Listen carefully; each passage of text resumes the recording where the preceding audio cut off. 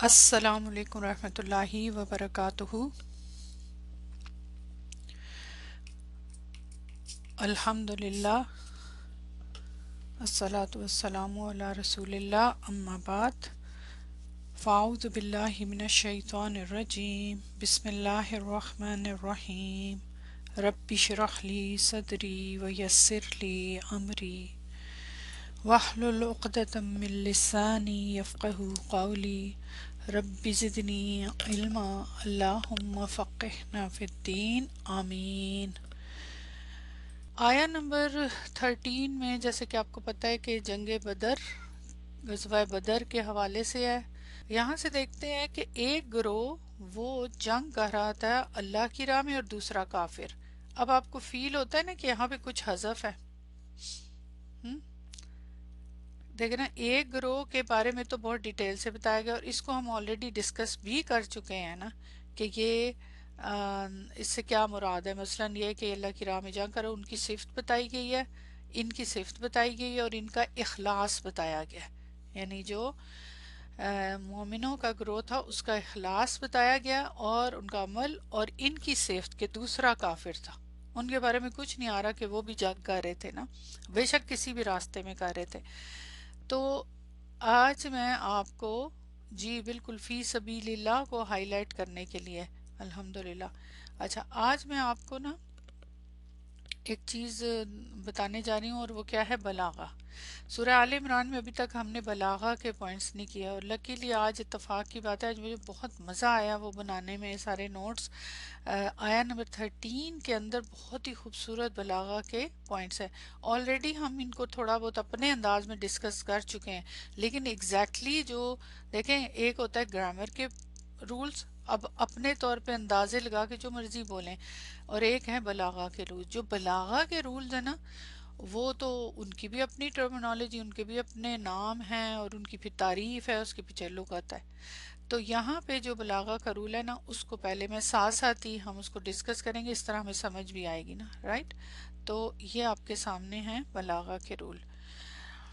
سب سے پہلا جو رول ہے وہ ہے حذف احتباق، ریموو کنجیکشن، یعنی کوئی جیسے رش ہوتا ہے، بہت بھیڑ ہو جائے، اس کو ریموو۔ یہ تو ہے نا بلاغہ کی بک کے یہ نوٹس، یہ جو اوپر آپ کو ٹیکسٹ نظر آ رہا ہے۔ پھر باقی بلاغہ کی جو بلاغہ کی بک سے مراد اعراب القرآن میں جو ہے، میں اس کی بات کر رہی ہوں، وہاں پہ یہ جو پوائنٹ لکھا ہوا ہے الاحتباق، یہ جو پوائنٹ ہے اس کی یہ ڈیفینیشن ہے، اور نیچے اس کا پھر ٹرانسلیشن ہے۔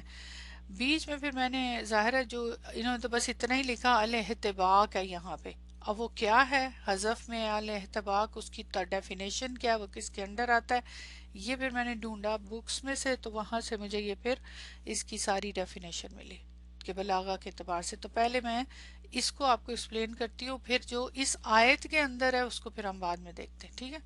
تو اس کی شارٹ سی ڈیفینیشن ہے حذف کے اقسام اور انواع۔ ہم نے حذف کو بہت ڈیٹیل سے پڑھا تھا، آپ کے پاس مغنی کے نوٹس ہوں گے، لیکن وہ ہم نے مغنی کے اعتبار سے پڑھا تھا، یہ بلاغہ کے اعتبار سے۔ اور بلیمی جو مغنی ہے نا، جو اب یہ ہم پریکٹس کریں گے آپ کو اندازہ ہوتا جائے گا کہ مغنی میں موسٹلی چیزیں جو ہیں جن کا معنی سے اور سے تعلق ہے، وہ ساری بلاغہ ہے۔ مغنی کو کہتے ہیں نا کہ گرامر کی ایڈوانس بک ہے، لیکن حقیقت میں وہ گرامر کی ایڈوانس بک نہیں ہے، کیونکہ آپ خود سوچیں نا، اس میں میجورٹی رول جو ہیں وہ کیا ہیں؟ معنی سے تعلق رکھتے ہیں، ٹھیک ہے؟ اس میں آپ اگر جو حروف کے معنی دیکھتے ہیں تو وہ بھی سارے کے معنی ہی ہے نا اس میں، تو وہ بلاغہ ہی ہے نا کہ ایک حرف جو ہے وہ کئی معنوں میں استعمال ہو رہا ہے، اب وہ کس طرح استعمال ہو رہا ہے، کیا معنی آ رہا ہے۔ اسی طرح پھر آگے جا کے جتنے رول پڑے، کچھ اس میں گرامر کے رول تھے، جیسے یہ مبتدا اور خبر والا، لیکن اس کا بھی جو معنی ہے، مثلاً کہ وہ نکرہ آ رہا ہے یا مقدم آ رہا ہے، وہ ساری چیزیں اس کا بھی بلاغہ سے ہی تعلق ہے کہ اس سے معنی پہ کیا فرق پڑتا ہے، وہاں کوئی گرامر کا رول نہیں ہے۔ تو میں نے اب سمجھ آئی ہے مجھے زیادہ ڈیٹیل سے یہ بات کہ مغنی ایکچولی بلاغہ کی کتاب ہونی چاہیے، اس پہ ایڈوانس گرامر نہیں اس کا نام ہونا چاہیے اصولاً، یعنی گرامر کے اعتبار سے۔ تو بہرحال اب یہاں دیکھیں، اب آپ نے حذف کی اس میں مختلف ٹائپس پڑھی تھی. اب مجھے ایگزیکٹلی تو نہیں یاد کہ اس میں یہ نام سارے یہ سارے تو نہیں تھے، اب وہ ظاہر ہے آپ بعد میں ہم دیکھ سکتے ہیں اس میں.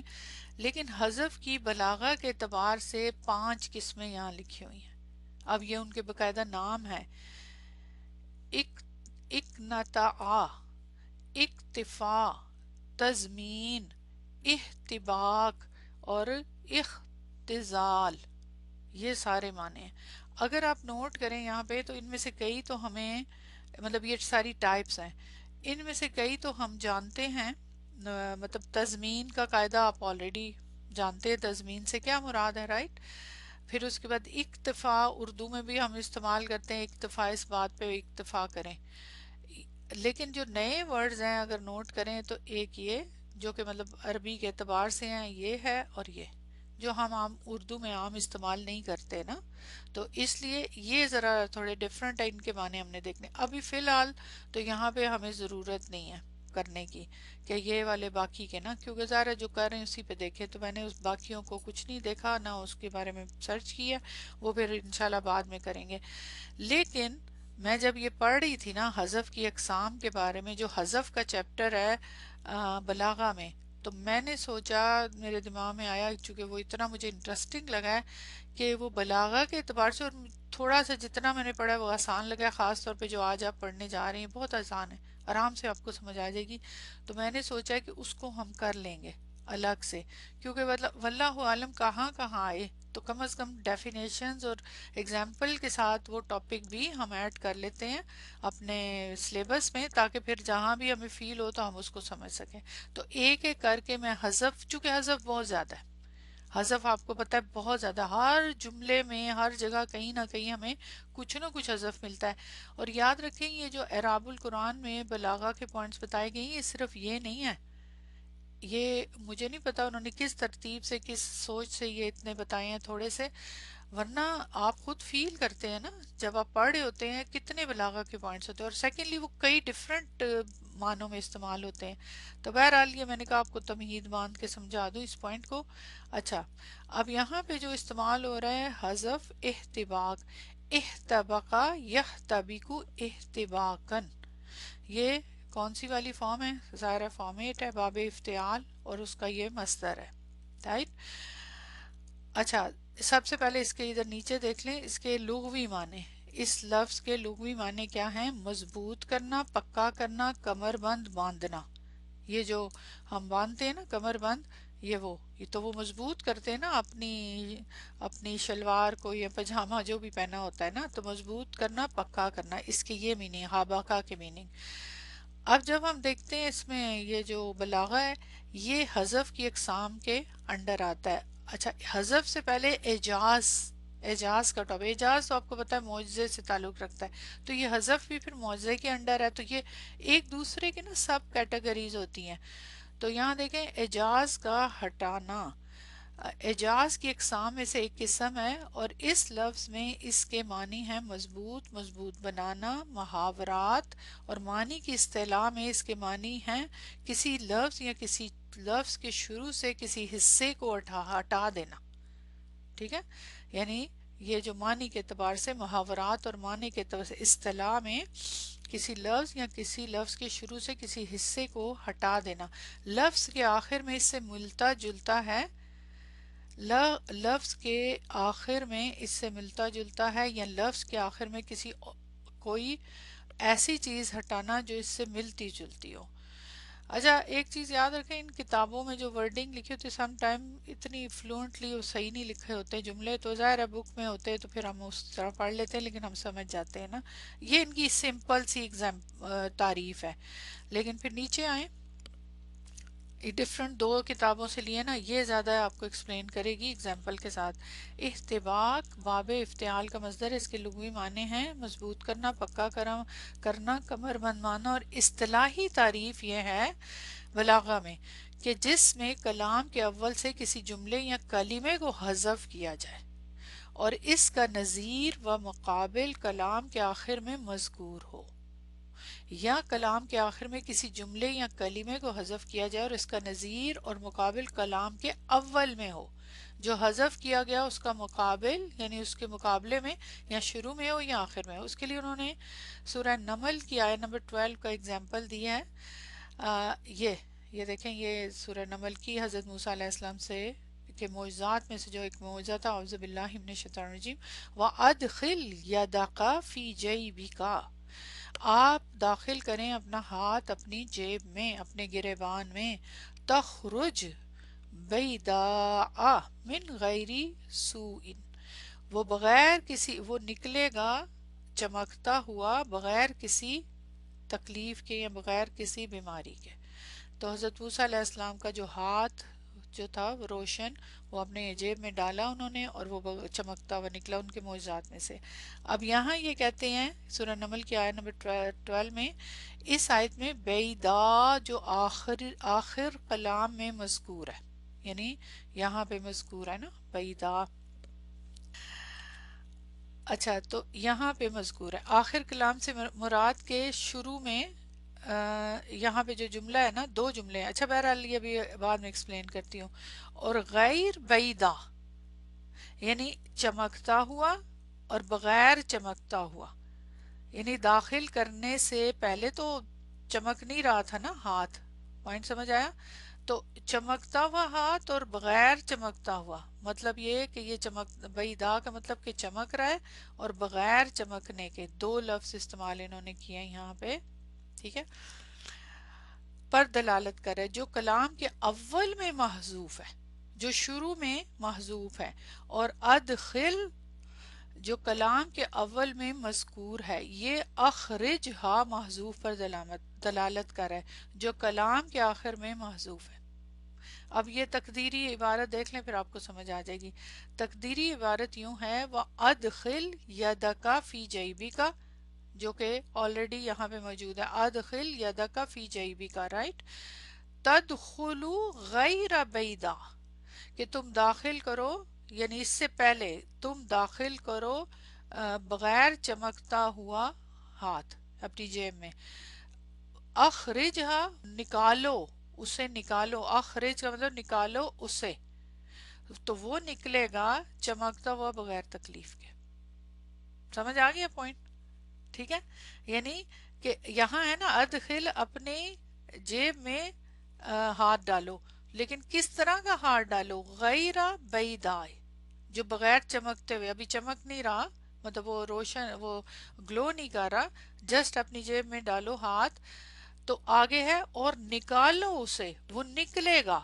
خود تو نہیں نکلتا ہاتھ نا، نوٹ کریں، خود نکلتا ہے ہاتھ؟ نہیں، نکالنا ہے نا. پہلے ڈالنے کا کہا ادخل ڈالو، اور اس کے اپوزٹ کیا ہے؟ اخرج ہا، تو اسے نکالو. سبحان اللہ، سمجھ آئی پوائنٹ کی دونوں میں؟ رائٹ. تو ادخل کے اپوزٹ کیا؟ اخرج. ادخل ڈالو ہاتھ، نکالو اسے. ہاتھ مونس ہوتا ہے تو اس لیے ہاں کی ضمیر آ گئی. جی بہت ہی خوبصورت. جیب میں. اچھا، پھر وہ نکلے گا، تو وہ خود تھوڑی نکلے گا. تو اخرج وہ نکلے گا روشن حالت میں، تو بغیر چمکتا ہوا ڈالو اور نکالو اسے چمکتی حالت میں. تو یہ ہے یہاں پہ خوبصورت پوائنٹ. اس کو بولتے ہیں احتباق. اب یہاں پہ سارا کچھ حذف ہے، مطلب یہ سارا کہ بغیر چمکتا ہوا ڈالو اور اسے تم نکالو نہیں، صرف داخل کرنے کی بات ہو رہی ہے کہ اپنی جیب میں ہاتھ ڈالو. تو یعنی انڈرسٹوڈ ہے. اچھا، اب یہ کیوں، اس سے کیسے سمجھ آ رہی ہے کہ جو آخر والا کلمہ ہے، آخر میں جو آ رہا ہے کہ وہ نکلے گا چمکتا ہوا، تو اٹ مینس کہ بغیر چمکتا ہوا ڈال رہے ہیں. نارمل حالت میں جیب میں ڈال رہے ہیں، وہ گلو نہیں کر رہا تھا، لیکن جب وہ نکالا ہے تو پھر وہ گلو کر رہا ہے. تو خود نکالا ہے، وہ نکلے گا، خود نکلے گا نہیں. پوائنٹ سمجھ آ گیا یہاں پہ؟ تو یہ اس کو بولتے ہیں احتباق، کہ کچھ چیزیں اس میں سے جو حذف کی ہیں. اب آپ کی جو آیت ہے اس کے اندر کیا ہے وہ دیکھتے ہیں. احتباق مضبوط کرنا، یہ دو متقابل کلاموں میں سے ایک کو حذف کرنا ہوتا ہے. متقابل جو آپس میں مقابلے پہ ہوں، مقابلے کے کلام ایک کو حذف کرنا ہوتا ہے. جب ان دونوں میں سے ہر ایک دوسرے میں سے محذوف حصے پر دلالت کرو. بغیر دلالت کے، دلیل کے تو نہیں نا حذف کر سکتے، پھر تو سمجھ ہی نہیں آئے گی۔ اللہ رب العزت کے فرمان، یہ جو یہ یہاں سے دکھاتی ہوں، فئاتن تقاتلو فی سبیل اللہ۔ اب یہاں پہ جو اللہ تعالیٰ کا فرمان ہے یہ والا، وَأُخْرَى کافرتن میں دونوں کلاموں میں سے کچھ حذف ہے، اور اس کی تقدیر یہ ہے فئاتن مؤمنتن تقاتلو فی سبیل اللہ وفئاتن اخری کافرتن تقاتلو فی سبیل الشیطانی یا فی سبیل الطاغوتی، کچھ بھی اس کے میں کہا جا سکتا ہے۔ اب اندازہ کریں کیا معنی ہو گیا، ایک مومن جماعت اللہ کے راستے میں لڑتی ہے اور دوسری جماعت کافر ہے جو شیطان کے راستے میں لڑتی ہے یا طاغوت کے راستے میں لڑتی ہے، تو پہلے کلام سے وہ بات حذف کر دی گئی جو دوسرے کلام میں سمجھ آ رہی تھی، اور دوسرے کلام سے وہ بات حذف کر دی گئی جو پہلے کلام میں سمجھ آ رہی تھی۔ سبحان اللہ۔ اچھا، پہلا کلام کیا تھا؟ سمجھ آگے آپ کو آ جائے گی، اور بہت ہی انٹرسٹنگ ہے۔ پہلا کلام کیا تھا؟ فئاتن تقاتلو فی سبیل اللہ۔ اب پہلے کلام میں سے کیا حذف کیا گیا؟ صفت مؤمنتن، ان کی جو صفت تھی نا اس کو حذف کر دیا گیا، رائٹ، یہاں سے۔ اب وہ اس کی دلالت کہاں سے ہو رہی ہے کہ یہاں پہ یہ صفت حذف ہے؟ بتائیں کیسے، اس کی دلیل کیا ہے کہ یہاں پہ صفت حذف ہے؟ بتائیں۔ نہیں نہیں جی، کافراتن، یہ جو اینڈ پہ آ رہا ہے یہ دوسری کافرہ، پہلی کی تو صفت آئی نہیں، بس اس کا یہ آیا کہ وہ اللہ کے راستے میں جنگ کر رہے ہیں، تو کون سی جماعت ہے جو اللہ کے راستے میں جنگ کر رہی ہے؟ تو جو دوسری صفت آ رہی ہے وہ اس کے اوپر دلالت کر رہی ہے کہ یہاں پہ یہ صفت حذف ہے، کہ جو پہلی جماعت ہے اس کے لیے خالی جماعت گروہ کا ذکر آیا ہے، تو وہ کون سی جماعت ہے، کون سی اللہ کے راستے میں جنگ کر رہی ہے؟ تو اس جماعت کی صفت آ گئی، کیونکہ نام تو نہیں لیا نا کہ مسلمانوں کی جماعت ہے، کس کی جماعت ہے، کون سی جماعت ہے۔ تو یہ ہو گیا بات۔ اچھا، اب دوسرا حصہ جو تھا اس میں کیا تھا، ذرا نوٹ کریں کہ وہاں سے کیا حذف ہوا ہوا ہے؟ ان کی انٹینشن، ان کی نیت، کہ وہ جنگ کر رہے تھے طاغوت کے یا شیطان کے راستے میں۔ سبحان اللہ، یعنی یہاں پہ یہ والا حصہ جو تھا یہ اس کو حذف کر دیا گیا کہ وہ کہاں پہ کر رہے تھے جنگ؟ طاغوت کے راستے میں۔ وہ کس کے اوپر دلالت کر رہے کہ ان کے بھی تو جنگ کرنے کی کوئی انٹینشن تھی، تو پیچھے ان کی جنگ کرنے کی انٹینشن جب آ رہی ہے فی سبیل اللہ، جس کا تعلق ہے اس کے ساتھ تو قاتلو، جنگ کرنے کے ساتھ فی سبیل اللہ۔ اچھا، ان کی تو پورا ہی نہیں آیا، ان کی موٹیو بھی نہیں سامنے آیا، اور ان کے جنگ کرنے کی بات بھی نہیں آئی، ان کے لیے تو خالی صفت آئی نا کہ دوسری کافرہ، ایون یہ فئاتن بھی نہیں استعمال ہوا ان کے لیے، بالکل کچھ مینشن ہی نہیں کیا گیا۔ سبحان اللہ، پوائنٹ سمجھ آ گیا؟ دیکھیں یہاں پہ، تو یہاں پہ اس والی آیت کے اتنے پارٹ میں جو رول اپلائی ہو رہا ہے وہ کیا اپلائی ہو رہا ہے کہ یہ وہ ہے احتباق، کہ اس طرح، لیکن اس کے لیے ضروری ہے کہ اس کے مقابل، ہم نے تو پڑھا ہے نا کہ حذف کے اندر کوئی دلیل ہو، کوئی نشانی ہو، جب عمدہ کو حذف کیا جا رہا ہے یا اس کو حذف کیا جا رہا ہے تو اس کے لیے دلیل تو چاہیے نا۔ تو یہاں پہ یہ خوبصورت پوائنٹ ہے نا، ان کی صفت اور ان کا موٹف ایگزیکٹلی، یہ تو پھر ہم خود ہی سمجھ رہے ہیں نا کہ حذف کیوں یہ کیا گیا، اس کی پیچھے کیا ریزن تھی نا۔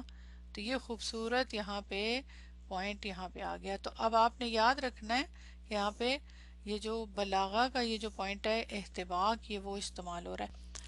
سب سے پہلی بات یاد رکھیں، جب بھی کوئی ٹرمینالوجی استعمال ہوتی ہے، میں ہمیشہ آپ کو بولتی ہوں کہ ان کے جو لغوی معنی ہوتے ہیں نا وہ پہلے ضرور جان لیا کریں۔ جب وہ آپ جان لیں گے نا تو پھر اس کے بعد آپ کو بہت آسان ہو جاتا ہے رول کو سمجھنا، اس اصطلاح کو سمجھنا، وہ کس اس میں استعمال ہو رہا ہے۔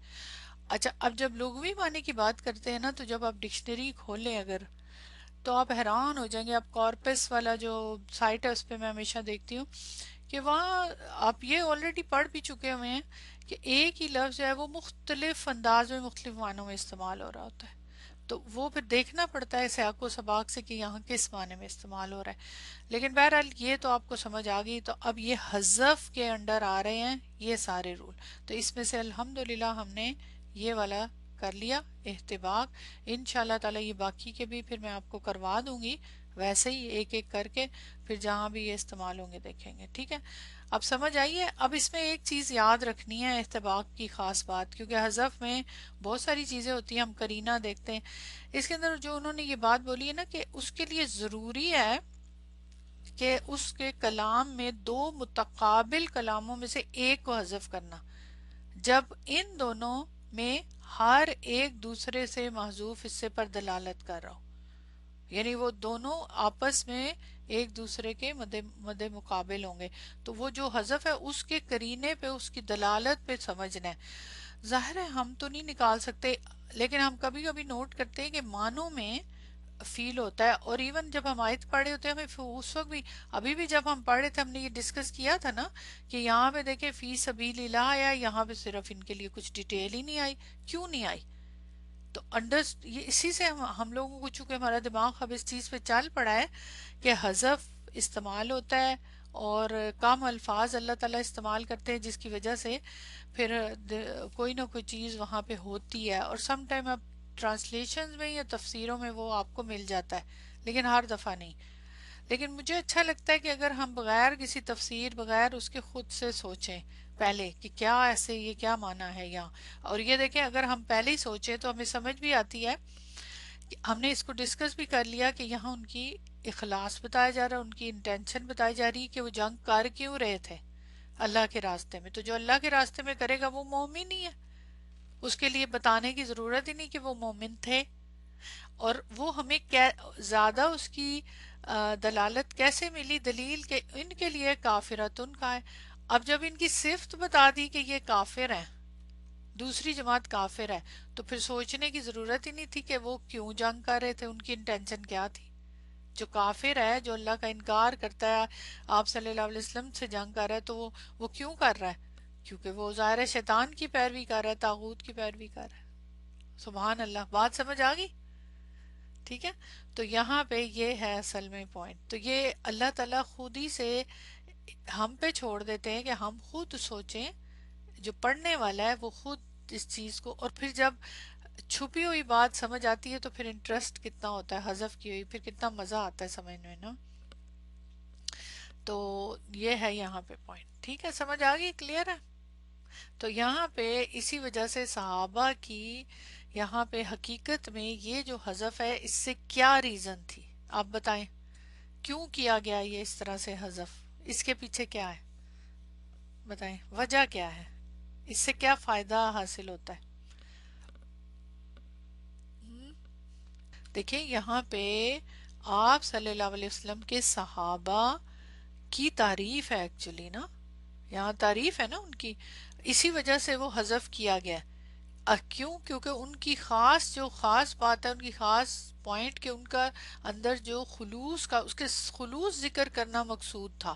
صرف ذکر کرنا مقصود ہی ضرورت ہی نہیں تھی نا، مقصود ہی نہیں تھا نا. تو ان کی جنگ میں جو کرنے کا مقصد تھا کہ صرف اللہ کی رضا. تو اللہ کی رضا جب بتا دی تو بس یہ ان کی تعریف ہے. انفرادی طور پہ یا قومی طور پہ یا جماعتی طور پہ، گروہ کے طور پہ ان کی برتری مقصود ہی نہیں تھی.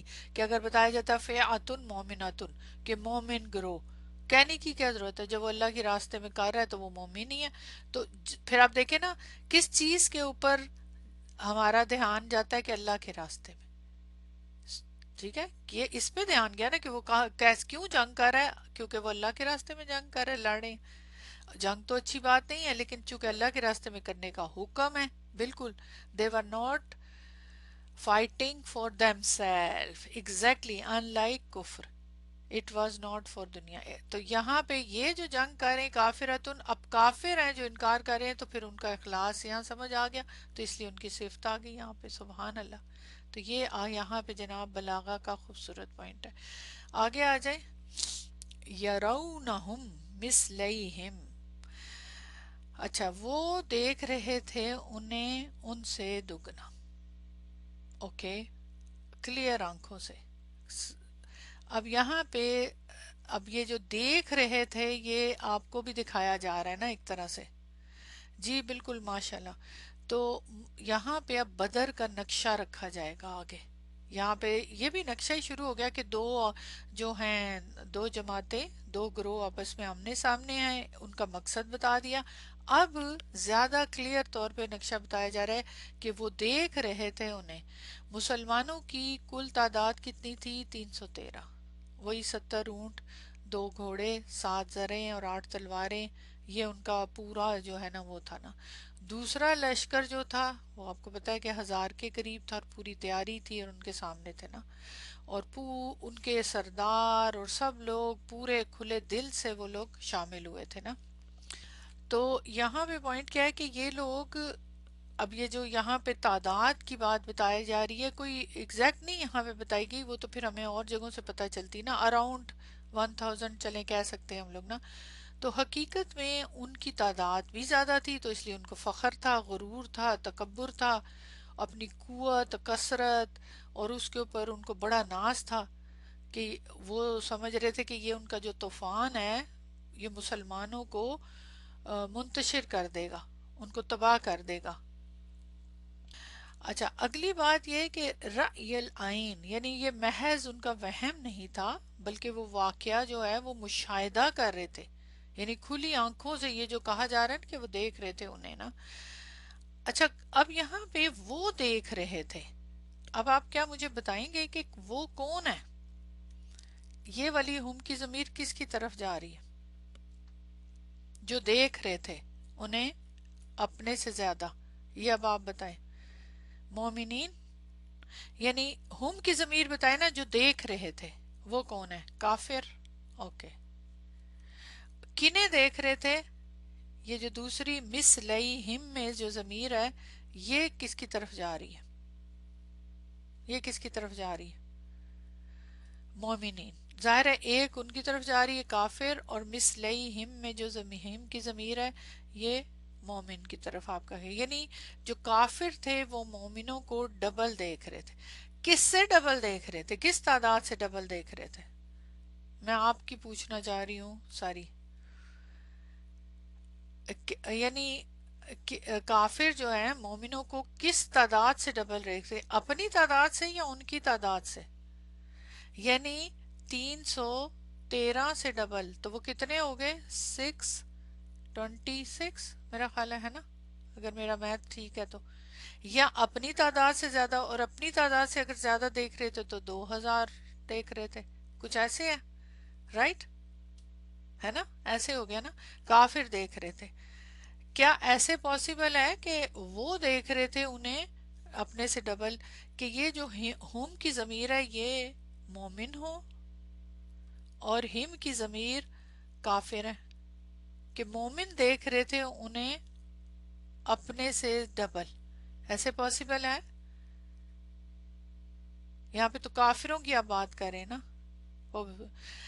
یہ اتنی خوبصورت پوائنٹ ہے یہاں بھی کیا بتاؤں کہ یہاں پہ ایگزیکٹلی میں نے ویسے جب پہلے پڑھا تھا نا تفسیر فرسٹ ٹائم تو میں نے یہ پوائنٹ نہیں پڑھا تھا، لیکن اب تو اتنی ڈیٹیل سے میں نے پڑھ لیا تو آئی واز سو ہیپی کہ کتنی محنت کی ہوئی ہے ہمارے علماء نے نا. اب یہاں پہ یہ جو ضمیروں کا تعین ہے نا اس کے درمیان میں کہ کون سی ضمیر ہم کی ضمیر اور ہم کی ضمیر یہ دونوں ضمائر جو ہیں اس کے درمیان میں بہت زیادہ اختلاف ہے. جو علماء ہیں ہمارے اہل تفسیر کے جنہوں نے اس کی تفسیر کی ہے اس میں بہت زیادہ اختلاف ہے. اور سب کا جو اختلاف ہے اپنی اپنی جو رائے دی ہے وہ بغیر دلیل کے نہیں ہے، دلائل کے ساتھ انہوں نے دی ہے یہ نا.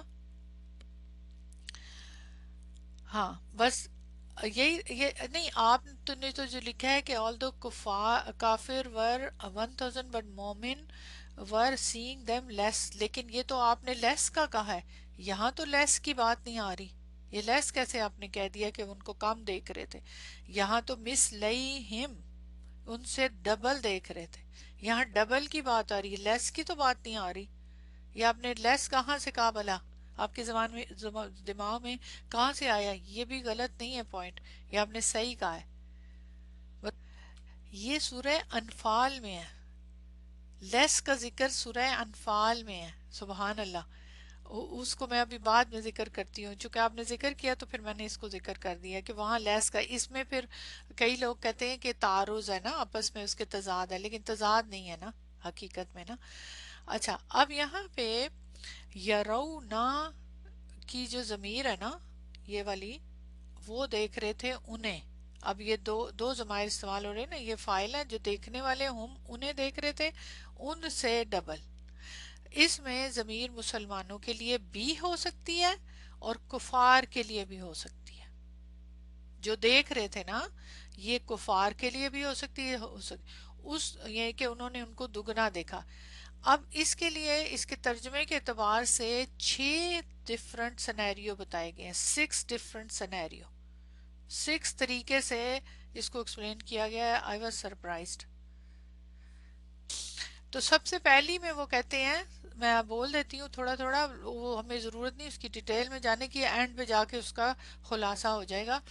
نمبر 1 میں وہ کہتے ہیں کہ مسلمان کافروں کو، یعنی یہ جو ضمیر ہے، یہ واؤ جو ضمیر جو دیکھ رہے تھے، مسلمان کافروں کو اپنے سے ڈبل دیکھ رہے تھے، اپنے سے ڈبل۔ تو وہ کتنا ہوا؟ 626، جتنے خود تھے اس سے ڈبل دیکھ رہے تھے۔ یعنی اس کا مطلب ہے کہ وہ 1000 تھے نا، تو ان سے کم ہوئے وہ، یعنی اپنے ان کو ان کی تعداد 1000 سے کم ہو گئی، اپنے سے ڈبل دیکھ رہے تھے تو یعنی وہ کم ہو گئے۔ دوسرا اس میں آپشن کہتے ہیں کہ مسلمان کافروں کو ان کی اصل تعداد سے 2 چند دیکھ رہے تھے، یعنی زیادہ دیکھ رہے تھے، تو وہ تو پھر 2000 ہو گئی، اس کا تو فائدہ نہیں ہے۔ مسلمان اپنے آپ کو، وہ ان کو دیکھنے کی بات ہو رہی ہے، مسلمان اپنے آپ کو کافروں سے 2 چند دیکھ رہے تھے، یعنی خود کو کافروں سے زیادہ دیکھ رہے تھے، یعنی خود کو، یعنی کافروں کی جو تعداد تھی نا، اس سے زیادہ اپنے آپ کو دیکھ رہے تھے، ان کو نہیں، یعنی خود کو، تو وہ پھر وہی بات ہوگی 2000۔ کفار نے جب مسلمانوں کو خود سے دگنا دیکھا، یعنی مسلمانوں کو تعداد کفار 2000 نظر آئی، کفار کو مسلمانوں کی، ایک یہ ہے نمبر 4۔ نمبر 5 کیا ہے کہ کفار نے مسلمانوں کو مسلمانوں کی تعداد سے دگنا دیکھا۔ سو کنفیوزنگ، یعنی وہی بات ہوگی کہ وہ دیکھ رہے تھے 626، یعنی حالانکہ وہ 313 تھے۔ اور لاسٹ نمبر 6 کیا ہے کہ کافر اپنے تئیں مسلمانوں سے 2 چند دیکھ رہے تھے۔ اچھا اب یہاں پہ یہ جتنی بھی ہے نا، اس کو آپ بے شک یاد رکھنے کی آپ کو ضرورت نہیں ہے، کیونکہ اس کے اندر معنی اصل ہم نے دیکھنا ہے اور اس کا مقصد اصل میں دیکھنا ہے کہ کیا ہے یہ مقصد نا۔ کیونکہ جنگ بدر جو ہے، اس کے اندر اللہ تعالیٰ نے مسلمانوں کی کئی اعتبار سے مدد کی تھی، صرف ایک اعتبار سے مدد نہیں کی تھی۔ ایک تو آپ کو پتہ ہے کہ فرشتے نازل فرمائے، وہ سب کو پتہ ہے فرشتے نازل کیے۔ دوسرا یہ ہوا کہ وہ سچ مچ فرشتے آئے تھے، کوئی خیالی معاملہ نہیں تھا وہ۔ دوسرا یہ ہوا کہ پہلے اللہ تعالیٰ نے مسلمانوں کی نظروں میں کافروں اور کافروں کی نظروں میں مسلمانوں کو کام کر کے دکھایا۔ اس کی کیا دلیل ہے؟ یہاں تو زیادہ دکھانے کی بات ہو رہی ہے، اس کی کیا دلیل ہے؟ وہ سورہ انفال میں، وہ میں بعد میں آپ سے بات کروں گی، تاکہ مسلمانوں کا حوصلہ بڑھے۔ ابھی جنگ سے پہلے کی یہ بات ہو رہی ہے سورہ انفال میں، یعنی کیوں دکھایا کم کر کے؟ ڈفرنٹ اس کے سٹیجز ہیں یہ نا، تاکہ ان کا حوصلہ بڑھے کہ کافر بہت زیادہ نہیں ہے، کافر مسلمانوں کو قلیل دیکھ کر، اچھا، اور ان کو کافروں کو مسلمان جو تھے قلیل دیکھ کر لڑائی کے لیے آگے بڑھے ڈر کے، اور مسلمانوں سے جنگ شروع کرنے سے مطلب وہ ڈر جائے نا، جب ان ڈر کے لیے آئے تو دیکھیں کہ یہ تو بزدلی کا مظاہرہ نہ کریں، اور مسلمان جو ہیں جنگ سے پہلے بزدلی کا مظاہرہ نہ کریں۔ یہ لڑائی شروع ہونے سے پہلے کا واقعہ ہے، یعنی جب لڑائی شروع نہیں ہوئی تو ان کو کام دکھایا گیا۔ اب اس کے اندر جو کلیئر ہے، اس کے بارے میں ایک اور چیز میں بتا دوں کہ یہ رائے کیوں بنی ہے۔ آپ کو میں بتا چکی ہوں، ہم لوگوں نے وہ والا علم ابھی ڈیٹیل سے تو نہیں پڑھا، لیکن جہاں جہاں آتا ہے تو پھر ہم اس کو اپلائی کر لیتے ہیں۔ قرات کا علم، قرات کا جو طریقہ ہے، نافع جو مدنی ہیں، پہلے قاری ہیں، یہ انہوں نے اس کو یرونہم کو ترونہم پڑھا ہے، انہوں نے ترونہم تا کے ساتھ اس کو پڑھا ہے، اور باقی جو 6 قاری لکھا گیا ہے کہ انہوں نے اس کو یرونہم پڑھا ہے۔ تو پہلی قرات کے مطابق مفہوم یہ ہے کہ مسلمانوں کو کہا جا رہا ہے نا کہ اے مسلمانوں تم دیکھ رہے تھے کفار کو اپنے سے دگنا. تو یہ ترو کے بعد یہ والی ضمیر پھر انتم کی بن جائے گی نا. تم دیکھ رہے تھے کافروں کو ان سے ترونا کا فائل مسلمان ہے ان کے خیال میں، اور ہم کی ضمیر منصوب جو ہے مفعول بھی وہ کفار کی طرف راجع ہے. ٹھیک ہے، اور مثلیہم کے اندر جو ضمیر ہے ہم کی وہ مجرور مسلمانوں کی طرف راجع ہے. اب دوسری جو قرات کے مطابق مفہوم یرونہم کا فائل کفار ہے اور ہم کی ضمیر منصوب مسلمانوں کی طرف راجع ہے. تو یہ الگ سے اوپینین مختلف دیے گئے. ہاں اس میں بھی پھر دو ہو سکتے ہیں کہ اگر کفار کو کیا جا رہا ہے مخاطب کیا جا رہا ہے تو پھر یہ کفار کے لیے ترونا ہم میں تم دیکھ رہے تھے انہیں ان سے. لیکن میرا خیال ہے کہ یہ نہیں، کیونکہ اللہ تعالیٰ کفار سے ڈائریکٹلی کبھی بھی وہ نہیں کرتے مخاطب. یہ میرے دماغ میں یہ پوائنٹ آیا کہ جنہوں نے یہ کہا ہے نا کہ ترو نہ ہم پڑھا ہے جنہوں نے، تو اس لحاظ سے کون مومن ہے نا یہ، رائٹ. اگر ہم اس کو کفار کے لیے کریں تو یہ تو حاضر کا صیغہ ہے نا، ڈائریکٹلی بات کی جا رہی ہے. یعنی اللہ تعالیٰ کہہ رہے ہیں نا کہ تم دیکھ رہے تھے انہیں. یہاں تو یرو سے تو غائب کا صیغہ استعمال ہو رہا ہے، وہ خبر دی جا رہی ہے، رائٹ. سمجھ آئی؟ لیکن یہاں حاضر کا، تو حاضر کا صیغہ غیر جو مطلب کافر ہے، جب جنگ کا ٹائم آ گیا اس طرح کی اس پوزیشن میں، تو اللہ تعالیٰ جو ہم نے رول پڑھا ہے کہ اللہ تعالیٰ کفار سے ڈائریکٹلی مخاطب نہیں ہوتے، تو اس لحاظ سے یہ نہیں پھر بنتا میرے حساب سے. تو واللہ عالم، اللہ جانتے ہیں. تو بہرحال تو دونوں لحاظ سے یہ ہے. تو حاصل کیا ہے کہ کفار مسلمانوں کو ان سے دگنا دیکھ رہے تھے یا پھر مسلمان کافروں کو دگنا دیکھ رہے تھے. ایکچولی اس آیت سے جو بات سمجھ آتی کہ دونوں جو گروہ تھے، فوجیں تھی، ایک دوسرے کو زیادہ دیکھتی تھی. لیکن سورہ انفال میں اگر ہم دیکھتے ہیں تو اس میں دونوں فوجیں ایک دوسرے کو تھوڑا دکھائی دے رہی تھی. تو یہ کیا بات ہوئی بھلا؟ اچھا اس سے پہلے ذرا ایک پوائنٹ یہاں پہ دیکھ لیتے ہیں، پھر اس کے بعد میں آپ کو اس کے ساتھ دکھاؤں گی. یہاں رأی العین، یہ بہت امپورٹنٹ پوائنٹ ہے کہ یعنی آنکھوں سے دیکھنا. آپ کو پتا ہے کہ اس کو موقت کیا گیا ہے مصدر کے ساتھ نا. کس کو؟ اس کو یرونہم کو.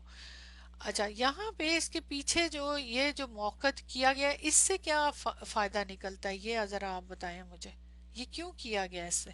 اچھا اب پہلے میں یہ جو پوائنٹ ہے نا کہ وہ اپنی آنکھوں سے دیکھ رہے تھے، اس کا مطلب یہ ہے کہ وہ ایکچولی یہ ہو رہا تھا کہ ان کا جو دیکھنا ہے یہ illusion نہیں تھا، ریئل میں وہ دیکھ رہے تھے. اب یہاں پہ یہ جو دو قسم کے معنی آگے نا، اس میں کنفیوژن دو نہیں 6 قسم کے مختلف قسم کے سینیریو ہیں، اور یہاں ڈبل کا بات آ رہی ہے. لیکن سورہ انفال میں کیا ہے کہ کم دکھایا جا رہا تھا، ظاہر اللہ تعالیٰ دکھا رہے تھے نا، دیکھنے کا مطلب کہ اللہ تعالیٰ ان کو دکھا رہے تھے.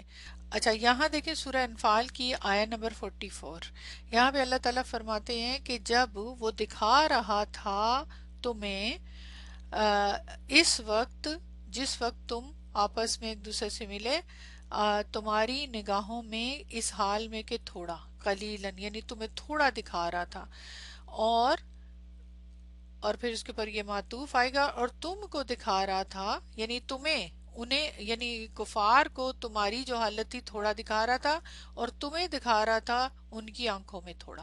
تو قلیلاً یہاں سے حذف ہو گیا کیونکہ یہ اس کے اوپر معطوف ہے، یعنی ان کو تمہاری تعداد تھوڑی دکھا رہا تھا، تمہیں ان کی تعداد تھوڑی دکھا رہا تھا. سبحان اللہ. آگے پھر اللہ تعالیٰ نے وجہ بھی بتائی لی ہے نا یہاں پہ، تاکہ یقضی اللہ امرن، کہ تاکہ پورا کر دے اللہ اس کو، اس کام کو جو کام ہے. کانا مفعول ترجع الامور، تو اللہ کی طرف لوٹتے ہیں تمام امور.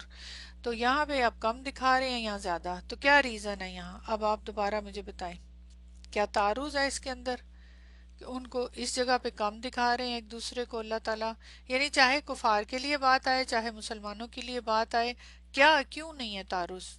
پھر یہ کیا سچویشن کیا ہے، کیوں اس طرح سے تضاد نہیں ہے؟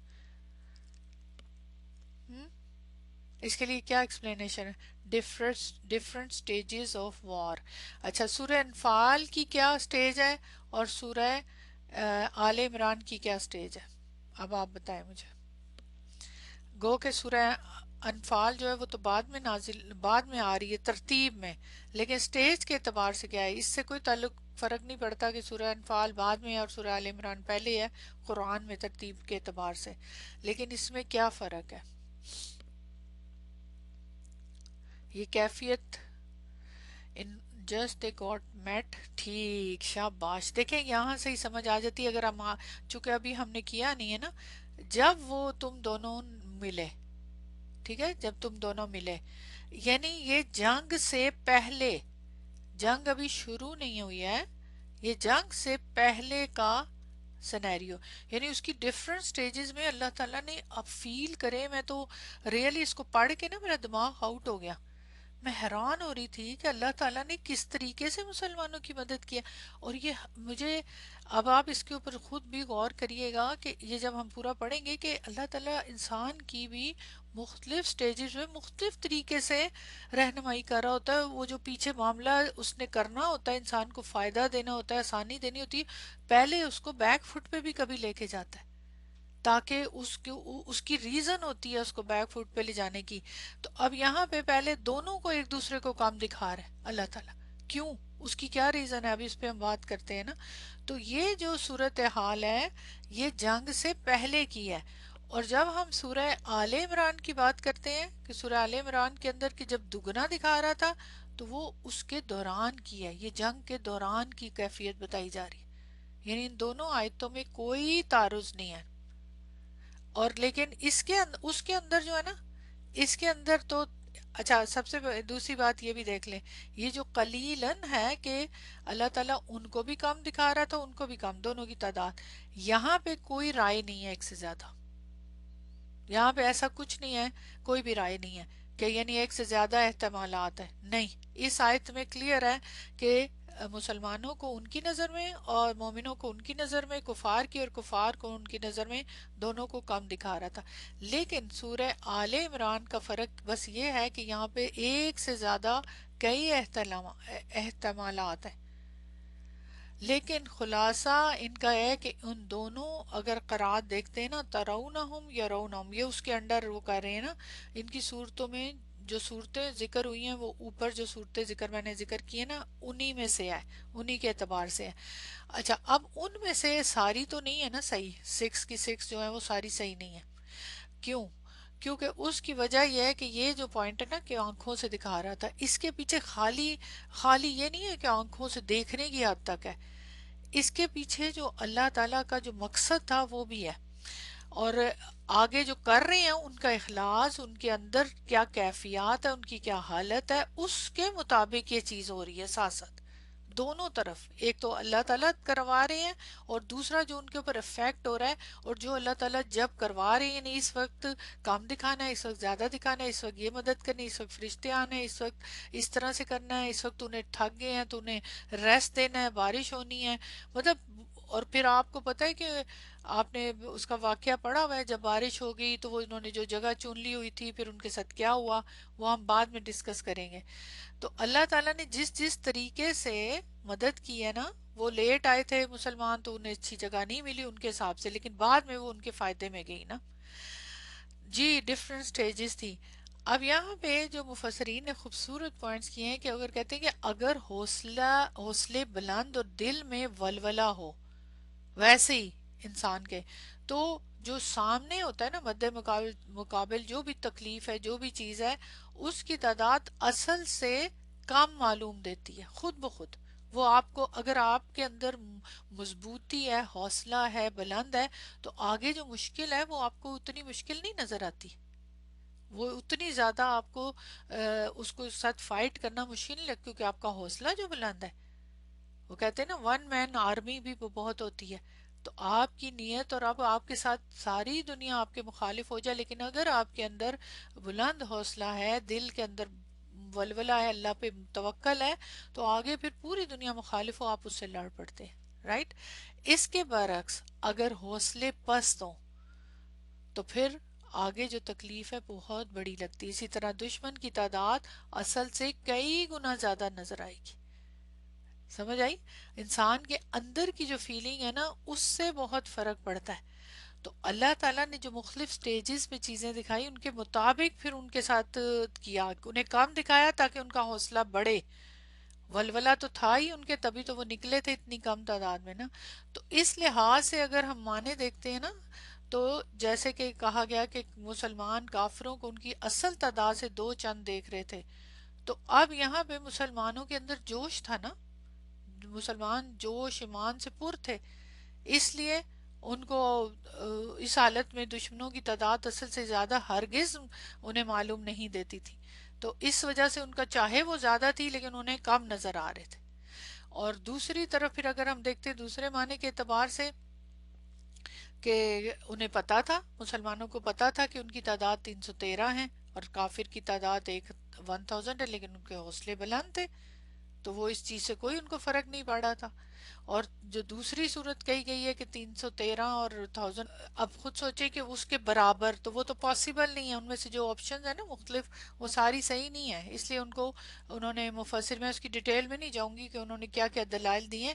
تو حقیقت میں اس کے پیچھے جو ساری باتیں ہیں کہ کون سی والی سچویشن تھی، کیا تھا، ایک فریق یعنی مسلمانوں کے جوش، ہمت، جرت، اور دوسرا جو فریق تھا اس کے اندر جو کفار کی بات کریں کہ اس کا تکبر، وہ مد نظر رکھتے ہوئے پھر مختلف صورتیں بتائی گئی ہیں نا. اچھا، اس کے لیے پھر ایک روایت بھی ملتی ہے، کیفیت کی جو تائید کی گئی نا اس کے لیے حضرت عبداللہ بن مسعود کی روایت ہے، نقل کی گئی ہے کہ ہم نے مشرکین کی طرف دیکھا تو بادی النظر میں ان کو اپنے سے دگنا دیکھا.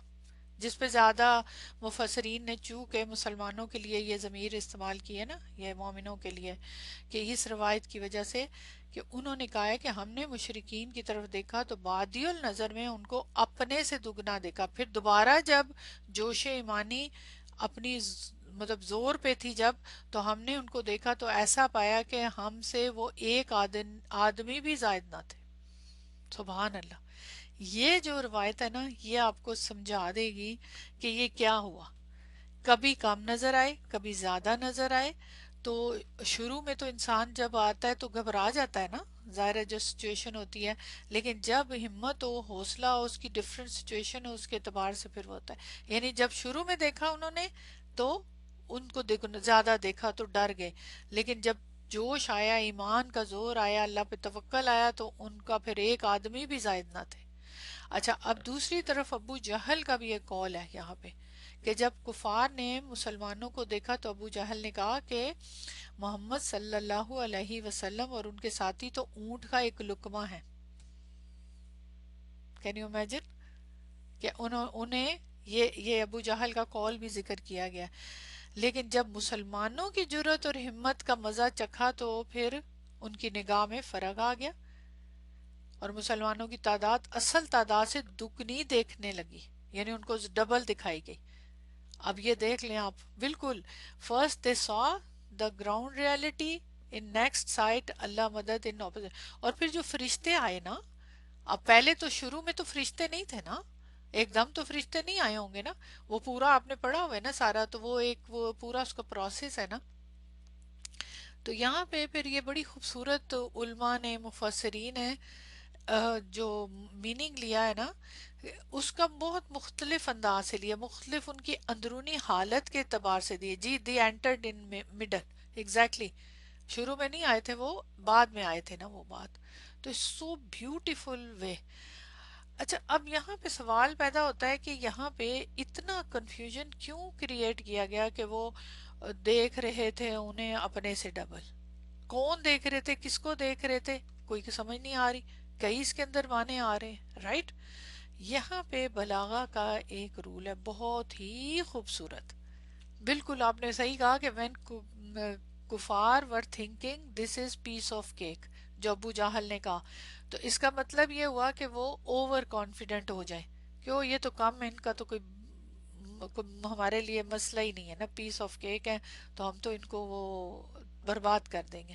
یہ جو اوور کانفیڈنٹ ہونا ہے یہ بھی نقصان دہ ہوتا ہے نا. ٹھیک ہے. اچھا میں نے آپ سے سوال کیا ہے کہ یہ جو پوائنٹ ہے کہ یہاں پہ یہ اتنا کنفیوژن کیوں کریٹ کیا گیا؟ جس طرح سے سورہ انفال میں تو کلیئر کہہ دیا کہ دونوں ایک دوسرے کو کام دیکھ رہے تھے، دکھایا جا رہا تھا، دیکھ نہیں رہے تھے، اللہ تعالیٰ دکھا رہے تھے، مجہول کے صیغے استعمال ہوئے ہیں، خود نہیں دیکھ رہے تھے. اچھا یہ بھی پوائنٹ ابھی ہم ڈسکس کریں گے، مجہول کے صیغے والی بات، کہ اللہ تعالیٰ دکھا رہے تھے، خود نہیں دیکھ رہے تھے. یعنی سارا کچھ اللہ تعالیٰ کا پلان تھا پیچھے کہ وہ کب کس وقت کس حالت میں دکھائے انہیں، تاکہ اس کے مطابق آگے معاملہ چلے. سبحان اللہ. تو اللہ تعالیٰ ہمیشہ پیچھے ہوتے ہیں. اب آپ بتائیں مجھے کہ یہ اس طرح اتنے معنی جو نکلے ہیں تو ادھر بھی تو آ سکتا تھا کچھ اس قسم کا کہ معطوف کر کے کہ مومن جو تھے ان کو ڈبل دیکھ رہے تھے اور کفار ان کو ڈبل دیکھ رہے تھے، سورہ انفال کی طرح آ سکتا تھا نا. enemy this is great war strategy, get the enemy in middle and the surrounded them the rest of army. ماشاءاللہ very good. بتائیں مجھے یہاں بھی تو اسی طرح معطوف کے ساتھ بتایا نہیں جا سکتا تھا؟ یہ اسی طرح سے دیکھیں کیا خیال ہے کہ انہیں ان کی آنکھوں کو کم دکھایا جا رہا تھا اور دوسروں کو ان کی نظر میں کم دکھایا جا رہا تھا. تو یہاں بھی تو ایسے آ سکتا تھا، تو کیوں نہیں آیا اور یہاں کیوں آیا؟ اس کے اندر ہے وہ بلاغہ کا ایک رول، ایک خوبصورت گہری بات. تو یہ اب ہم پڑھتے ہیں. یہ آپ نے احتباق پڑھ لیا، اب اس کو یاد رکھیے گا. اوکے جی. اب اگلا پوائنٹ ہے اس کا، سیکنڈ پوائنٹ ہے، اس کو بولتے ہیں الکلام الموجہ. ٹھیک، کلام، یہ نیچے اس کی میں پہلے آپ کو دکھا دوں، یہاں موجہ، کلام موجہ، وہ کلام جس کی توجیہ کی گئی ہے. موجہ کا میننگ ہے دو کوہان والا اونٹ، اس کا جو لغوی میننگ ہے، رائٹ. یہ بہت ہی خوبصورت، توجیہ کا لفظ تو ہم اردو میں بھی استعمال کرتے ہیں نا، رائٹ، توجیہ. تو یہ کلام موجہ ہے. وجہ یوجہ، اس کا مصدر کیا ہوا؟ توجیہن. توجیہ، توجیہ جو ہے یہ بھی بلاغہ کی ٹرم ہے. آج یہ بھی ایک خوبصورت رول پڑھنے جا رہے ہیں. توجیہ، وجہ یوجہ، واو جیم ہا روٹ ورڈ سے توجیہن کی اس کا مصدر ہے. توجیہ باب تفعیل کا مصدر ہے. اس کے لغوی معنی ہیں تابع و مطیع ہونا، متوجہ ہونا. عربی محاورہ ہے اینما اوجہ القا سعدن، میں جدھر منہ کرتا ہوں برکت پاتا ہوں. اب اتنی خوبصورت پوائنٹس ہیں یہاں پہ، سمجھتے جائیں. میں جدھر منہ کرتا ہوں برکت پاتا ہوں. اچھا، اور اصطلاحی تعریف یہ ہے، یہ لغوی تعریف تھی نا، اور اصطلاحی تعریف یہ ہے کہ جو الفاظ عرف میں بطور اعلام یعنی علم اور اسما و اسما، خواہ اعلام شخصیاں ہوں، انسانوں کے نام ہوں، یا القاب ہوں، مختلف لقب ہوں، یا اعلام البلدان یعنی جگہوں کے نام، ملکوں کے نام ہوں، یا اعلام القبائل قبیلوں کے نام ہوں، یعنی نام ہو نا یا اسم. وہ اصطلاحات یا اصطلاحات ہوں، خواہ صرفی نحوی اصطلاحات یعنی گرامر کی اصطلاحات ہوں، یا منطقی اور عروضی اصطلاحات. منطقی وغیرہ، منطق وغیرہ میں نے نہیں پڑھا ہوا اور میں اس کی طرف جانا بھی نہیں چاہ رہی، تو اس کو بے شک مس کر دیں. یا مصطلحات علوم الحدیث. دیکھیں یہ جتنے بھی پوائنٹ کہے گئے ہیں، جیسے علوم الحدیث، حدیث کا علم آپ لوگوں نے جس نے سائنس، حدیث سائنسز پڑھا ہے تو آپ کو پتا ہو حدیث کی بہت ساری ٹرمینالوجی استعمال ہوتی ہے، منقطع، مرسل، اسی طرح حدیثوں کی مختلف سٹیجز اور ساری، اور بہت ساری اس کی ایک ڈیٹیل ہے.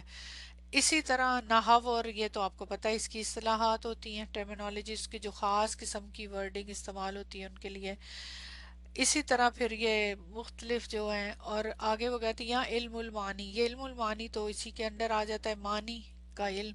علم البدی یہ بھی اس کے اندر. تو اصطلاحات ہوں، یعنی یہ ساری جو پوائنٹس انہوں نے لکھے ہیں نا، مختلف علوم، یہ جتنے بھی علوم ہیں ان کی جو ساری اصطلاحات ہیں، ٹرمینالوجی استعمال ہوتے ہیں، ان کو کسی کلام میں لا کے ان کے معنی، موضوع، لہو، مراد لیے جاتے ہیں. یعنی اصطلاح تو وہ استعمال ہو رہی ہوتی ہے لیکن حقیقت میں مراد وہ نہیں ہوتا، اس کے اصل معنی کو استعمال کیا جاتا ہے۔ اب اس کی اگزامپل سمجھیں گے تو مزہ آ جائے گا سمجھ کے نا۔ مزہ والی بات میں اس لیے بولتی ہوں کہ واقعی مزہ آتا ہے۔ یہاں پہ دیکھیں، یہاں ایک شعر، اچھا یہ اشعار میں زیادہ استعمال ہوتا ہے، یہاں شعر استعمال ہو رہا ہے، وما حسن بیت لہو زخرفن تراہو اذا زلزلت لم یکن۔ ترجمہ، اس مکان کی کیا خوبصورتی ہے جس کی ملمع کاری کی گئی ہو، یعنی اسے سجایا گیا ہو، اور اگر اسے ہلا دیا جائے تو اسے یوں سمجھے گا کہ یہاں کوئی مکان تھا ہی نہیں، یعنی زلزلہ آ گیا۔ اچھا اب ذرا نوٹ کریے گا اس شعر کو، اتنا خوبصورت اگزامپل ہے یہ۔ اس شعر میں زخرف، اذا زلزلت، لم یکن، یہ تینوں الفاظ قرآن مجید کی سورتوں کے نام ہیں، ہے نا؟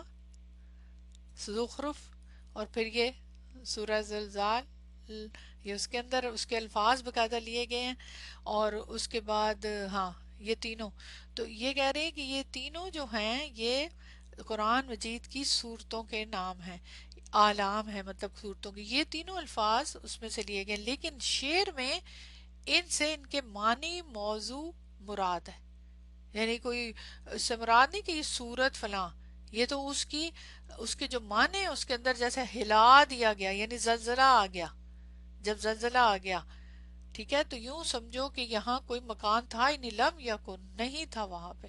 تو قرآن کی کچھ ورڈنگ، کچھ الفاظ، کچھ صورتوں کے نام استعمال کیے گئے، لیکن مراد اس سے اس شعر کے معنی اور وہ ہیں۔ سبحان اللہ، سمجھ آئی؟ اچھا آگے دیکھیں، ابھی بہت مزے کی چیزیں آنے والی ہیں۔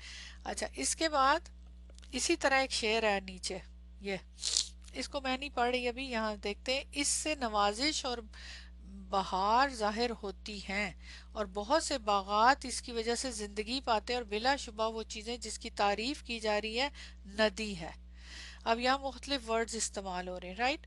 اس شعر میں فضلو، ٹھیک، فضلو استعمال ہوا، ربیع، یحییٰ، جعفر، جعفرو، یہ جو کلمات ہیں یہ سب نام ہیں، ٹھیک ہے، مگر شعر میں ان چاروں الفاظ سے ان کے معنی، موضوع یعنی فضیلت، یہ جو استعمال ہوا یہ فضیلت کے معنی میں، پھر اسی طرح ربیع، موسم ربیع، اور زندہ ہونا یحییٰ، اور اس کے بعد جعفر، ندی مراد لیے گئے۔ تو یہ شعر کی خوبصورتی بڑھانے کے لیے وہ ورڈنگ استعمال کی گئی مختلف، کچھ قرآن کے الفاظ، کچھ ویسے لفظ اس لے کے، تو اس طرح اس کے معنی مراد لیے گئے۔ یہ تو تھی نا انٹروڈکشن ایک۔ اب آگے آ جائے، خلاصہ کلام یہ ہے کہ جو الفاظ اسماء و اعلام اور اصطلاحات کے طور پہ استعمال ہوتے ہیں، اب یہ مختلف چیزیں استعمال ہوتی ہیں، انہیں کسی کلام میں لا کے ان کا معنی، موضوع، لہو مراد لیا جائے، خواہ وہ اعلام شخصیہ ہوں یا کسی خاص شہر کے نام ہوں، یا نحوی صرفی اصطلاحات ہوں، یا منطقی یا عروضی اصطلاحات ہوں، یا علوم الحدیث کی اصطلاحات ہوں، یا علم المعانی، علم البدیع کی ہوں، ان سب کی مثالیں اشعار عرب میں کثرت سے ملتی ہیں، کثرت سے ملتی ہے جی، نیم ایز اے ٹرم اور سلینگز، ایگزیکٹلی۔ اچھا اب اشعار میں تو کثرت سے ملتی ہے، یہاں بھی انہوں نے ایک شعر دیا ہوا ہے، قرآن مجید کی صورتوں کے نام کو توجیہ کے طور پہ ذکر کرنے کی مثالیں۔ اب یہ شعر ہے، اس کے اندر دیکھیں، اگر آپ خود ہی نوٹ کر لیں، اس کے اندر کہ کون کون سی بتائیں مجھے صورتوں کے نام، کون کون سے آپ کو فیل ہو رہے ہیں؟ پہلی لائن میں کوئی ہے صورت کا نام؟ الروم، شاباش، ٹھیک، اور یہاں پہ دیکھیں اس میں حدید، حشر، ٹھیک، الفتح، پھر اس کے بعد یہاں پہ اینڈ پہ النصر۔ ہم نوٹ کریں ساری صورتوں کے نام شعر میں استعمال ہوئے ہیں۔ اب ایک دم سے جب ہم دیکھتے ہیں نا شعر کو، معنی تو ہم لوگوں کو اتنا ایک دم سے سمجھ بھی نہیں آتے، لیکن دیکھتے ہی ہمیں فیل ہوتا ہے کہ یہاں پہ ساری صورتیں ہیں، رائٹ، لیکن ان کے معنی استعمال کیے گئے. ٹھیک ہے جی بالکل. اچھا اب کہتے ہیں یہاں پہ کہ متقدمین حضرات کے نزدیک توجیہ اور توریہ میں ترادف ہے، یعنی مذہب علامہ. اب یہ یہاں پہ نا ایک تھوڑی سی ڈفرنٹ بات ہے. توریہ آپ لوگوں کو معلوم ہے نا، توریہ آپ میں سے کئی لوگوں کو پتا ہوگا. توریہ کی جو اگزامپل ہے نا ملتی ہے حضرت موسیٰ علیہ السلام. حضرت موسیٰ علیہ السلام کی اگزامپل دیکھیں، جب وہ اپنی وائف حبیبی سارہ کو لے کے جا رہے تھے راستے میں، تو وہاں پہ وہ جو بادشاہ تھا کرپٹ ادھر سے گزر رہے تھے، تو کسی نے ان کا جو فوج جو بھی تھا بندہ ملا اس کو، تو اس ڈر سے کہ وہ کہیں کڈنیپ نہ کر لے یا کوئی ان کی جو قبیلے کا تھا، واللہ عالم مجھے ایگزیکٹلی واقعہ نہیں یاد، تو انہوں نے اپنی وہ ان کی وائف تھی نا، تو انہوں نے ایک طرح سے جھوٹ بولا. کیا کہ انہوں نے پوچھا یہ کون ہے، تو انہوں نے کہا کہ یہ میری دینی بہن ہے. یاد آ گیا، میری دینی بہن ہے. تو حقیقت میں تو ان کی وائف تھی، بہن تو نہیں تھی نا. تو اس کو ہم تو یہی کہیں گے کہ انہوں نے جھوٹ بولا. اسی طرح بہت ساری اس طرح کی اگزامپلز آپ کو ملیں گی نا. لیکن اب وہ جھوٹ، اس کو جھوٹ نہیں کہیں گے، اس کے لیے لفظ استعمال ہوگا توریہ. جی آپ نے لکھا ہے when you say something in hidden words zoo many بات according to situation، جو جھوٹ نہیں ہوتا بٹ ایکچولی بھی نہیں ہوتا. exactly. اب جیسے یہ اگزامپل میں نے اسی لیے پہلے آپ کو دیے کہ آپ کو سمجھ آ جائے کہ انہوں نے کہا کہ یہ میری دینی بہن ہے، تو دینی بہن تو نہیں تھی نا. الفاظ زو مینی استعمال کرنے ہیں جو اصل میں نہیں. اب وہ ویسے تو دینی بہن ہی ہوتی ہے نا، بیوی جو شادی سے پہلے تو دینی بہن ہوتی ہے، بعد میں بے شک کہ وہ وائف بن جاتی ہے تو وہ وائف ہو جاتی ہے. اب کیوں بولا، اس کے پیچھے ریزن ہے. توریہ جھوٹ یہ والا وہ والا جھوٹ ہے جب ایسے موقع پہ بولنا ہے کہ جب اس قسم کی سچویشن ہو، کہ جب اس کے لیے کہا گیا نا توریہ کے لیے کہ جب وائف اور ہسبینڈ میں لڑائی ہو تو اس وقت بھی توریہ یعنی جھوٹ بولا جا سکتا ہے. جھوٹ بولا جا سکتا ہے کیوں؟ ان کی آپس میں صلح کرانے کے لیے. لیکن وہ والا جھوٹ نہیں بولنا کہ جو سفید جھوٹ ہوتا ہے. ایسے الفاظ چننے ہیں کہ جس سے ان دونوں کے درمیان میں جو بھی کانفلکٹ ہے اس کو دور کیا جائے. تو اس کی وجہ سے، کیونکہ ظاہر ہے لڑائی ختم کرنے کے لیے، کیونکہ وائف ہسبینڈ کے لیے خاص طور پہ کہا گیا کیونکہ اس سے تباہی ہوتی ہے نا، پھر آخر میں وہ طلاق تک بات پہنچتی، بچے بھی تباہ ہو جاتے ہیں. تو مطلب یہ کہ الفاظ کوئی اور استعمال کریں، معنی اس کا وہ نہ ہو، اور جو مقصد ہو کہ جس مقصد کے لیے استعمال کیے ہیں وہ پورا ہو جائے. کچھ اس قسم کی بات ہے. لیکن اس کے باقاعدہ طور پہ پورے رول ہیں. ٹھیک ہے ہاں، کلیئر ورڈنگ نہ ہو، لیکن اس کے لیے دوسرے الفاظ میں اس کو کہتے ہیں کہ جھوٹ. لیکن وہ جھوٹ نہیں ہوتا ایکچولی، وہ ورڈنگ چینج ہوئی ہوتی. جھوٹ تو ہوتا ہے نا سفید جھوٹ بول دیں.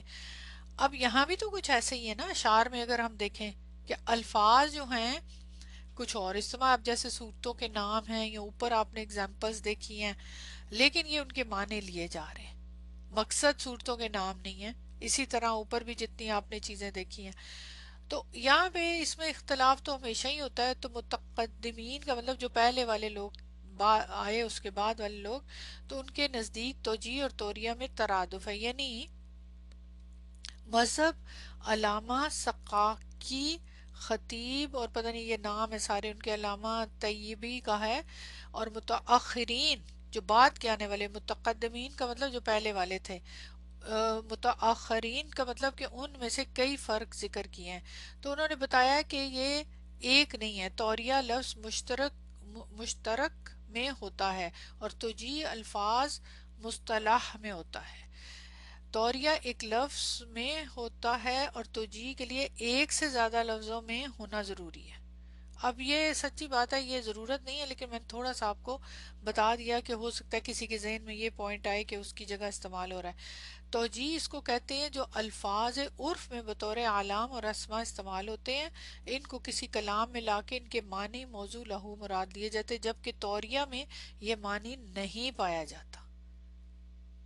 مترادف، ہاں مترادف، مترادف کا مطلب مترادف. یعنی ایک دوسرے کے مترادف معنی میں استعمال ہو.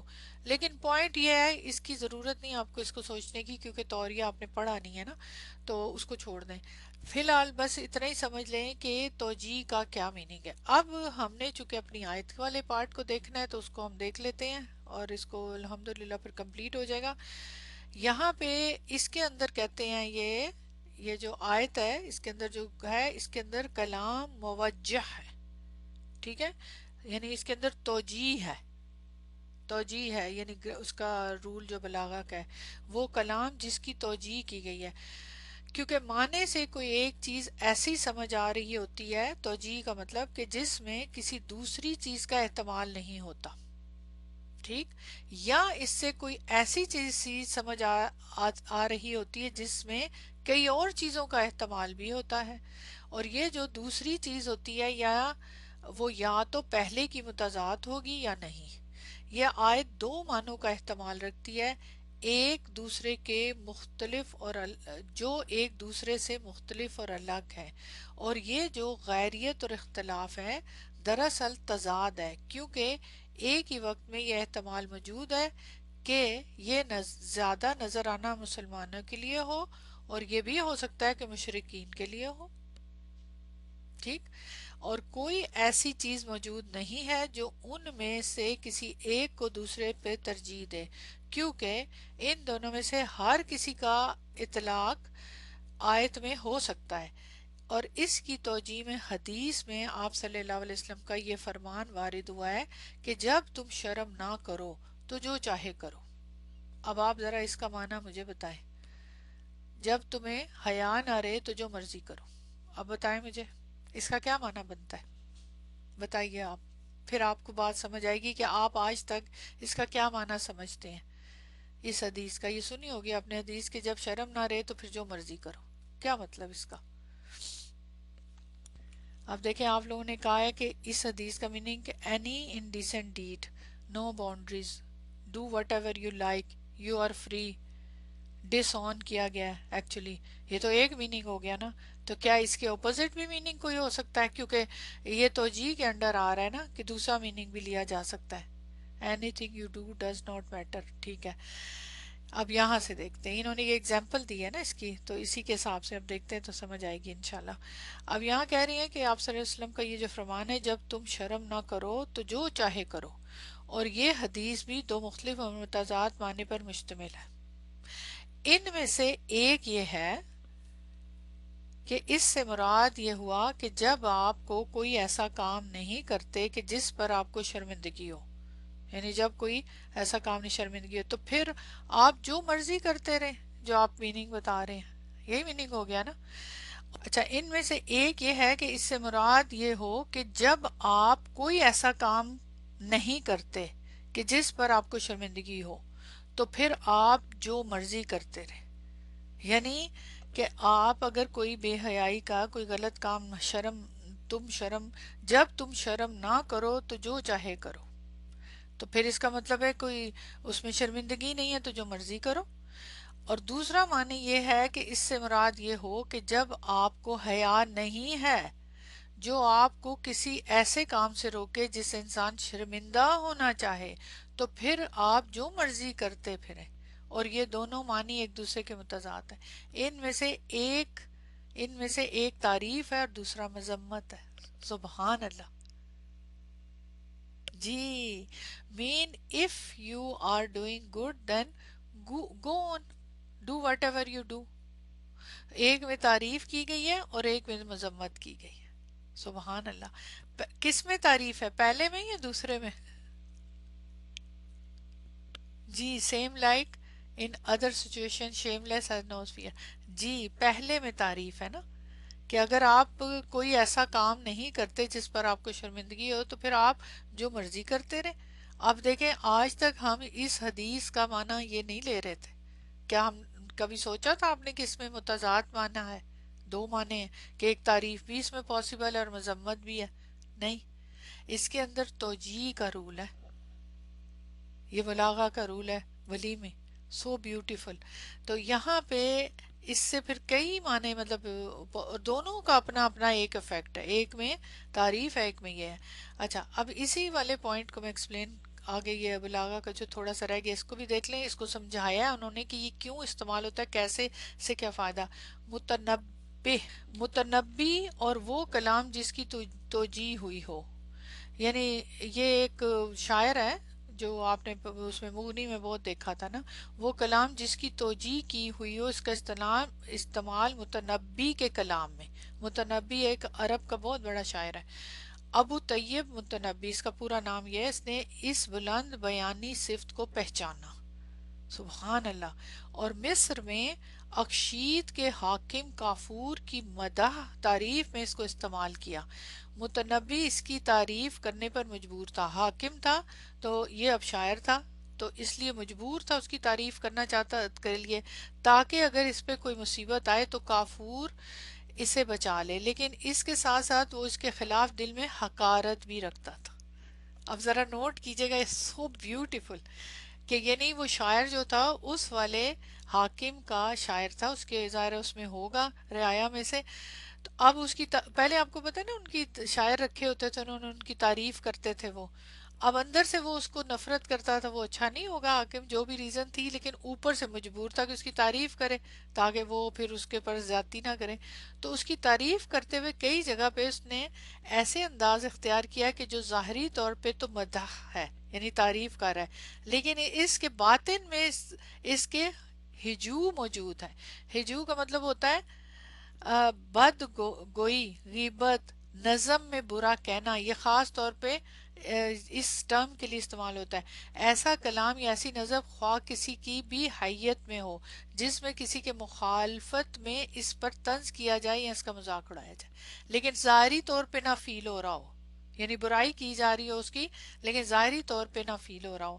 اچھا اب اس نے جو شعر لکھے تھے اس کے لیے ذرا یہ دیکھیں جی. یہ دیکھیں یہاں پہ جو شعر ہے اس کے اندر کہتا ہے اہل ظلم میں سب سے بڑا ظالم وہ ہے حسد کرنے والا بن جائے اس سے جس کی نعمتوں میں وہ گھوم پھر رہا ہے. یہ شعر ہے اس کا، ٹھیک ہے. اب دوسرا مفہوم، اس سے جو اس کی نعمتوں میں گھوم پھر رہا ہے. اس سے یا اس سے جس کی نعمتوں میں یا اس سے جو اس کی نعمتوں میں. اب اس کا معنی دو لیے جا رہے ہیں.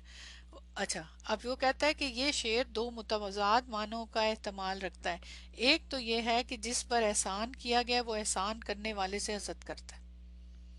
یہ تو آپ کو پتہ ہی ہے، یہ جس پہ احسان کیا گیا ہے وہ احسان کرنے والے سے حسد کرتا ہے کہ بھئی جو احسان کر رہا ہے اس کے پاس بہت ہے، یا وہ پیسے دے رہے ہیں جو بھی، تو اسے باقاعدہ بجائے اس کا شکر گزار ہو اس کا حسد کر رہا ہے. ایک معنی یہ ہے. تو یہ کیا ہے، مداح ہوگی، یہ مداح ہوگی. اور متنبی نے اس طرح یہ شعر کہا ہے تاکہ وہ کافور کو یہ اس وہم میں مبتلا کر سکے کہ وہ اس کی تعریف کر رہا ہے. اچھا ہاں ٹھیک ہے، بات سمجھ آ گئی نا آپ کو. یعنی اب چونکہ جو بادشاہ تھے وہ تو آپ کو پتہ ہی ہے کہ ان کی کیا وہ تھی لیول، یعنی وہ اپنی تعریف ہی کراتے رہتے تھے. تو یہاں پہ ایک تو معنی کیا ہے کہ جس پہ احسان کیا گیا وہ احسان کرنے والے سے حسد کرتا ہے. یعنی یہ اس بادشاہ کی تعریف میں جا رہی ہے بات نا، بیکوز کیونکہ اس کی ہائر پوزیشن ہے، اور کافور اس وہم میں مبتلا کر سکے کہ اس کی تعریف کر رہا ہے. اچھا دوسرا مفہوم جو ہے اس کے اندر کیا ہے کہ جو انعام دینے والا ہے، جو مطلب بادشاہ جو انعام دینے والا ہے وہ اس سے حسد کر رہا ہے جسے انعام دیا گیا. یعنی سمجھے متنبی سے حسد کر رہا ہے. وہ بادشاہ بن گیا ہے اور وہ لوگوں پر انعام تو کر دیتا ہے، پھر اس کی طرف سے انہیں جو انعام ملا ہوتا ہے اس پر خود حسد کرنا شروع کر دیتا ہے. اور یہ بڑی عجیب چیز ہے جو اس شعر میں آئی ہے، اور یہ اس عجیب شاعر کی خصائص میں سے ایک خصوصیت ہے.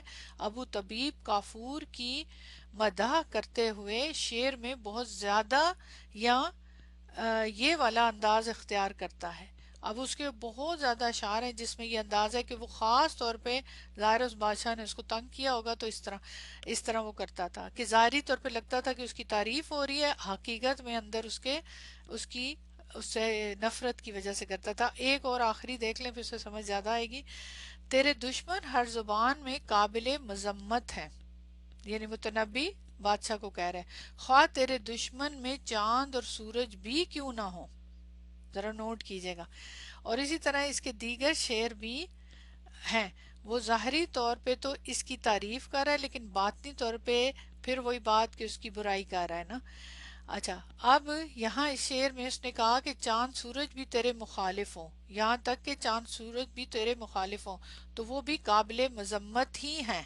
حالانکہ چاند اور سورج کسی کے مقابلے میں آ جائیں تو ظاہر ہے چاند اور سورج کی تعریف ہی کی جائے گی.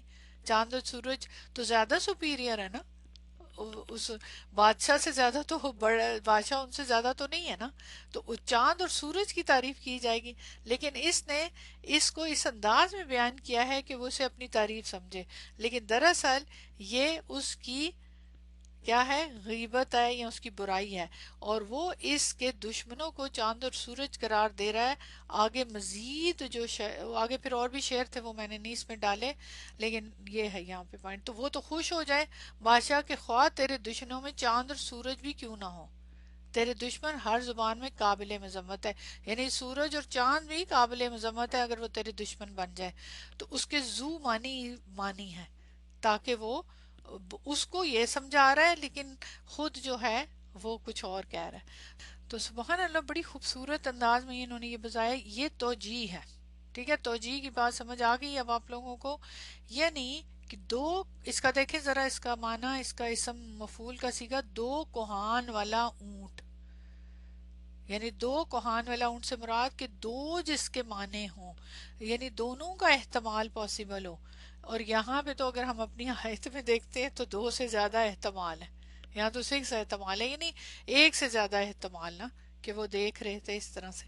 آپ کو پتہ ہے کہ یہ جنگ بدر کا واقعہ ہے، اس کے اندر ایک ایک لفظ جو ہے آپ کو ایکسپلین کرتا ہے. اب آپ لوگوں کو کیا فیل ہو رہا ہوگا کہ آپ واقعی اس کو آنکھوں سے دیکھ رہے ہیں، آپ کو فیل ہوگا یہ.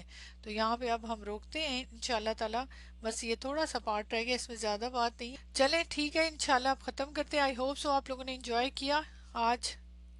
معنی دیکھے، کبھی کبھی کچھ ایسے الفاظ آتے ہیں جن کی ڈیپتھ میں جانا ضروری ہوتا ہے. لکیلی مجھے وہ چیزیں مل جاتی ہیں کہ جو مختلف علوم کے اعتبار سے تو پھر ہم اس کو زیادہ اچھا سمجھ سکتے ہیں. تو انشاءاللہ نیکسٹ کلاس میں یہ جب پورا ہو جائے گا جنگ بدر کا تو پھر ہمیں وہ آنکھوں سے نظر آئے گا، بلی میں وہ فیل ہوگا کہ ہاں اس طرح ادھر ہوا اور یہ پاسبلٹیز تھی اس کے اندر. تو دعا کے ساتھ کلاس ختم کرتی ہوں. سبحانک اللہم و بحمدک، اشہد ان لا الہ الا انت، استغفرک و اتوب الیک. السلام علیکم و رحمۃ اللہ وبرکاتہ.